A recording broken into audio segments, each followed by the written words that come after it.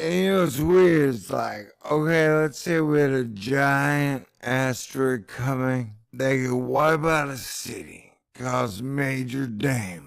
It's kind of weird to think that our own space agency can't get toilet paper and ramen noodles up to the International Space Station, the $500 billion luxury high school science hotel in the sky. You know, everything's really weird. With asteroids, with space agencies, with governments, with aliens, with off-worlders. T-minus 5, 4, 3, 2, 1. Hit the button, baby. Party dance time. 0.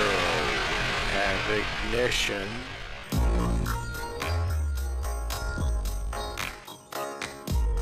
This week at NASA. I'd like to go ahead and welcome a new member to our team here. This is, Well, golly gee whiz.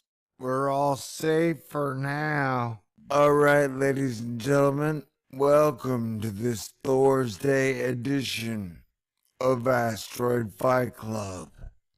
And remember, an asteroid is a metaphor for anything that can cause the collapse of society. And an asteroid is a literal asteroid that could bring our world to its knees. Yeah, I know our world doesn't have knees. You get the gist. Don't be a jag-off. Alright, so Amy Mainzer and the WISE team went asteroid hunting. And their spacecraft has delivered us a second year of data. The graphic shows asteroids and comets observed by NASA's near-Earth. Man, I can't even talk and shit.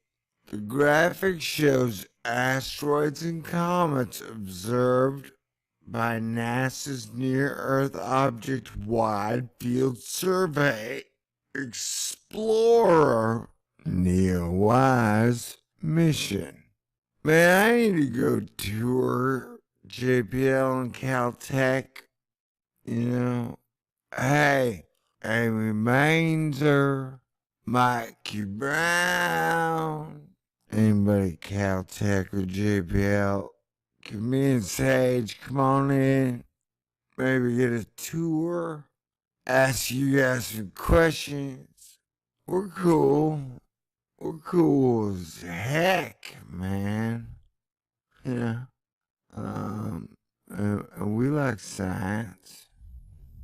And what's it talking about? Oh yeah, asteroids could kill us all soon. You know, but honestly, I would put on the doom meter, World War III is number 1. Economic and currency collapse is number 2. And number 3 would just be straight up stupidity. Today I don't believe in either political party. I believe money runs the show. And just to think that Donald Trump and Hillary Clinton are the absolute best we have to represent our country in a time where we have serious problems that need to be solved, or we could see a biblical-like Armageddon on our hands. It's scary, and it's a sad state of affairs, which is why I started Asteroid Fight club, but the world is still in deep shit, so I guess I'm gonna jump to.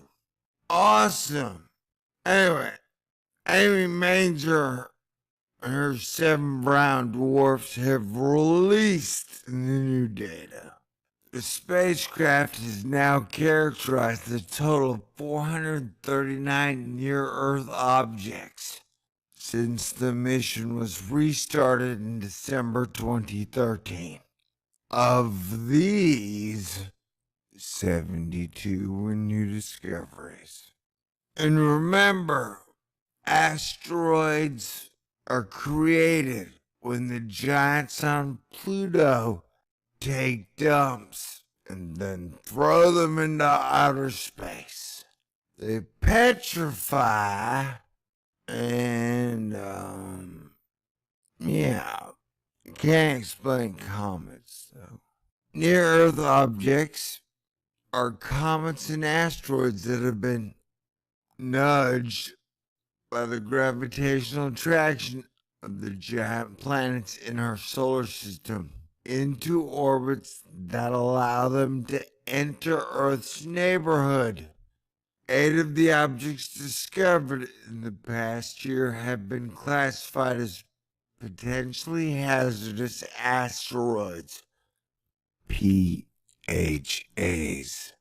based on their size and how closely their orbits approach Earth. And you know what's weird? It's like, okay, let's say we had a giant asteroid coming. They could wipe out a city and cause major damage. It's kind of weird to think that our own space agency can't get toilet paper and ramen noodles up to the International Space Station, the $500 billion luxury high school science hotel in the sky. You know? Everything's really weird. With asteroids, with space agencies, with governments, with aliens, with off-worlders. But don't lose hope. I don't know, I just don't do it. With the release to the public of its 2nd year of data, NASA's NEOWISE spacecraft completed another milestone in its mission to discover, track, and characterize the asteroids and comets that approach closest to Earth. Since beginning its survey in December 2013, NEOWISE has measured more than 19,000 asteroids and comets at infrared wavelengths. More than 5.1 million infrared images of the sky were collected in the last year. A new movie based on the data collected depicts asteroids and comets observed so far by NEOWISE. This brings me to the same discussion I have. Why don't we have like 8 CubeSats on a 24-hour live feed sitting out in the asteroid belt? Alex Parker, can you answer this question? Or are you under a gag order? I'm really trying hard not to call NASA a clown car. But when I think about the state of planetary defense, it's hard not to be rude, hoping to inspire them to greatness. By studying the distribution of lighter and darker colored material, NEOWISE data give us better understanding of the origins of the NEOs, originating from either different parts of the main asteroid belt between Mars and Jupiter, or the icier comet populations. Says James Bauer, the mission's deputy principal investigator at NASA's Jet Propulsion Laboratory in Pasadena, California. Okay, how asteroids are created is this when the sun has a giant coronal mass ejection, it spits out like space rock, and then it cools off, becomes an asteroid. Yeah, that's a ticket. Man, this video sucks, huh? Nobody ever said Asteroid Fight Club was gonna be fun all the time. Originally called it was placed in hibernation in 2011 after its primary mission was completed. In September 2013, it was reactivated, renamed NEOWISE, and assigned a new mission to assist NASA's efforts to identify the population of potentially hazardous near-Earth objects. NEOWISE is also characterizing previously known asteroids and comets to provide information about their sizes and compositions. Which ones can we mine? Which ones have gold? Which ones have diamonds? Asteroid mining is probably already a $1 trillion business. It's like the new gold rush, but it's in outer space. And space is owned by the Illuminati. So, yay. Well, we can always sit on the sidelines with our pom-poms and root for the James Webb Space Telescope. You know, if you want one thing that's a metaphor that describes the entire state of science, it is the James Webb Space Telescope. All right. NEOWISE discovers large, dark, near-Earth objects complementing our network of ground-based telescopes operating in visible light wavelengths. On average, these objects are many hundreds of meters across, said Amy Mainzer of JPL NEOWISE, principal investigator. NEOWISE has discovered 250 new objects since its restart, including 72 near-Earth objects and 4 new comets. Alright, first of all, I think you repeated the 72 twice. And second of all, Mrs. Mainzer, if you'd like to give Sage and I tickets to come hang out there, we'd love to come ask you questions.